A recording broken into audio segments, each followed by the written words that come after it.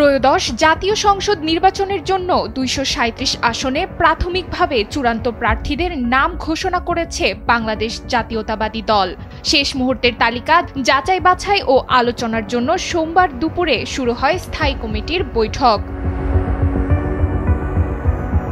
চট্টগ্রাম ১ আসন থেকে লড়বেন নুরুল আমিন, ২ আসন থেকে সরওয়ার আলমগীর। চট্টগ্রাম ৪ আসন থেকে লড়বেন কাজী সালাউদ্দিন, ৫ থেকে মীর মোহাম্মদ হেলাল উদ্দিন।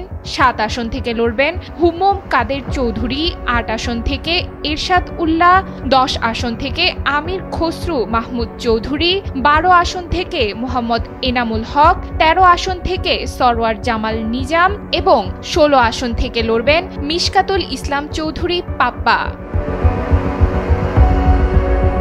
এছাড়া চট্টগ্রাম ৩, ৬, ৯, ১১, ১৪, ১৫ আসন থেকে এখনও প্রার্থিতা ঘোষণা করা হয়নি।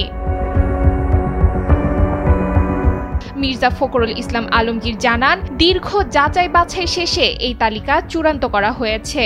বাকি আসনগুলোর বিষয়ে আলোচনা চলছে, দ্রুতই সেগুলোরও সিদ্ধান্ত জানানো হবে। ডেস্ক রিপোর্ট, সময়ের আলো।